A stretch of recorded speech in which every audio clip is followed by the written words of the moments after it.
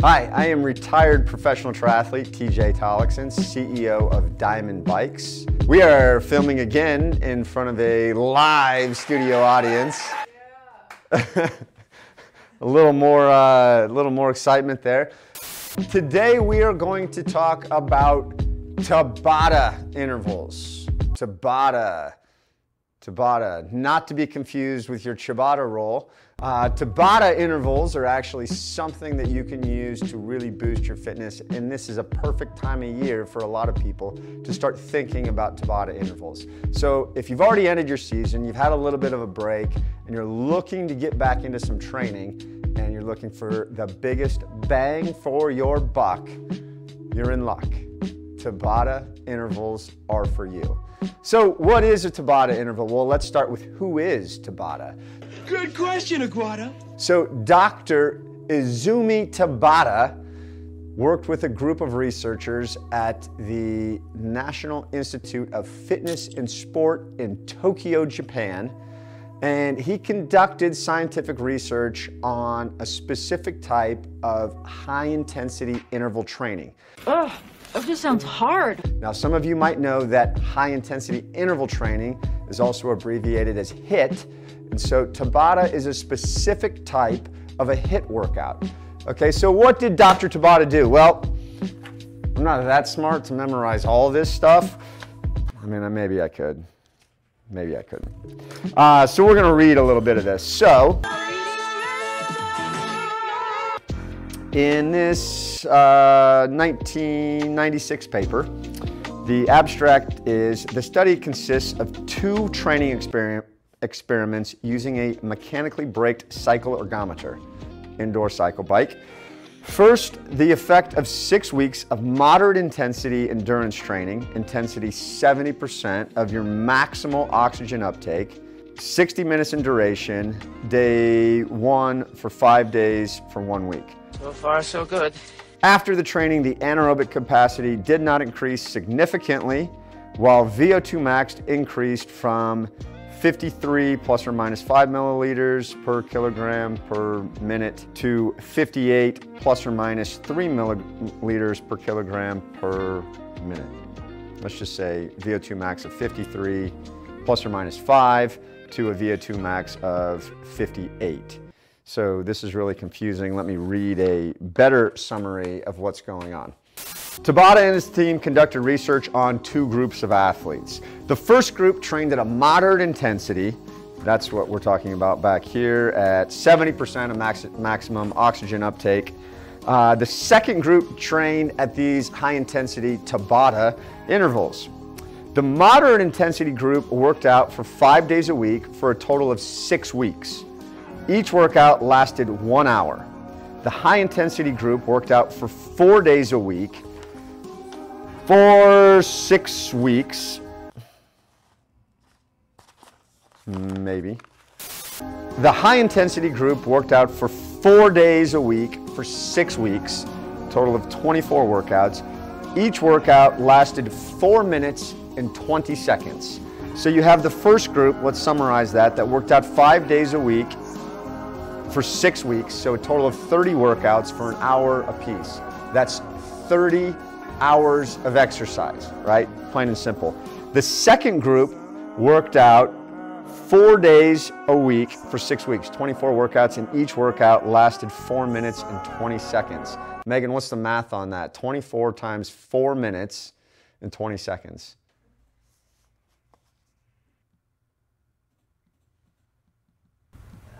What would you say? What did you say again?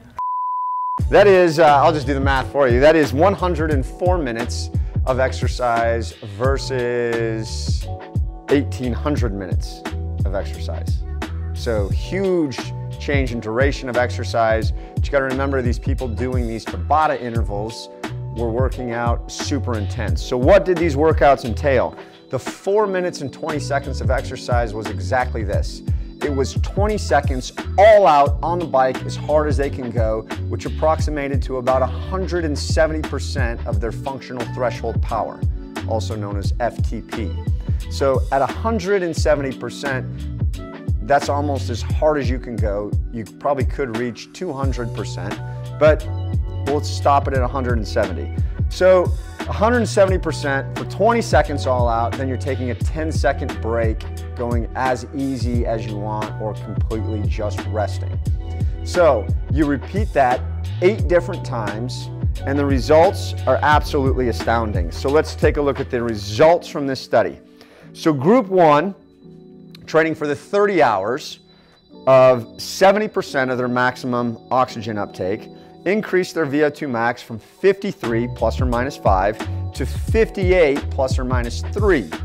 Okay, now the second group that did the high intensity 20-second intervals at super high intensity increased the VO2 max by 7, and they had an anaerobic capacity increased by 28%. The first group had 0% anaerobic capacity increase.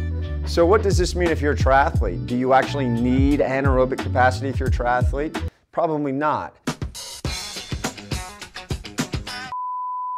Just kidding. The point of me saying this is, like, you can boost your VO2 max as well as your anaerobic capacity by working out a lot less in the off season, right? So if you're on limited time right now, you want to get back, or you want to quickly boost your fitness because you've been on the couch for a few too many weeks. Oh well, can't win them all. Then these Tabata intervals are exactly what you need. So how should you go about doing this? Well, I personally have done a whole bunch of these Tabata intervals, both inside and outside, a bike and run. And of course, if I'm in a pool, that could be outside or inside, but it doesn't really matter. I'm in a pool. I've never done Tabata intervals in open water swimming, but I would assume it would be somewhat possible too. It's a little hard to gauge how long your effort is, especially when you're super fatigued, but it'd be possible. So if you're going outside to do this on the bike, you want a nice flat stretch of road where there are not any cars or traffic signs, safe place to do these intervals.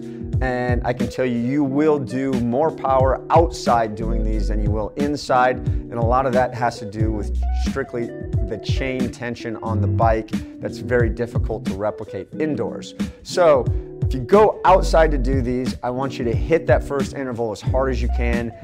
Rest 10 seconds, so 20 seconds as hard as you can. Rest 10 seconds, repeat that 8 times. This is not an easy workout. This workout, you should feel like you're about to fall off your bike, and it takes a huge amount of mental effort just to finish intervals 7 and 8. It is that hard. So you can replicate the same thing on the bike trainer. It's really easy. I will tell you that you're probably going to do a large part of this standing up out of the saddle on the bike. And so, again, it's not going to be replicated as easy on the trainer because your bike's not going to throw around, and as you're shaking and moving the bike, it's not going to respond as much. The run. If you're doing this on the run, outside or inside, I highly encourage you to do this on a grade. If you can find a nice grade around 5%, and the hill is long enough, do these run straight up the hill. And why I say do this on a hill, your risk of injury doing this workout, especially not very fit, is far greater running than it is biking or swimming. So you need to keep that in mind. The biggest way we can mitigate the risk from running is by doing this on a grade. Okay, why? Because when we're on the grade, we cannot pound our legs like we can when it's flat or downhill. So biggest risk for injury, running on the downhill hard. Next, running on the flat. The least likely to injure yourself is running on a slight grade uphill when you do these. But it's the same thing, 20 seconds as hard as you can go, 10 seconds walk or stop, pause the recovery, 20 seconds all out. Again, so 20 seconds all out, 10 seconds recovery, 8 cycles of that, 4 minutes and 20 seconds of just absolute agony. Remind me why we volunteered for this event? So one Tabata session is enough to actually see a measurable increase in your VO2 max. So swimming, what does this look like? Well, swimming's kind of a tricky spot, right? So they've done a whole bunch of follow-up studies on Tabata intervals, and we found out that doing the interval between 20 and 40 seconds with half the rest is also that sweet spot. So you still need 8 reps, okay? but you can go anywhere between 20 seconds all the way up to 40 seconds. The harder part being that your intensity at 40 seconds will be a little bit lower than what your intensity at 20 seconds would be. Okay, so when I do this workout in the swimming pool, whether I'm swimming meters or yards, and most of the time I swim short course yards, so this works out fairly well, I'll do a 50. So I'll do a 50 and I'll do it on 45 seconds. So a 50 will take me 28 or 29 seconds to complete. And I can tell you that I know I'm getting really fit when I can do all 8 of these and break 30 seconds on all of them. I know I'm not very fit when I start my first one at 28 and I finish my last one at 31 or even 32.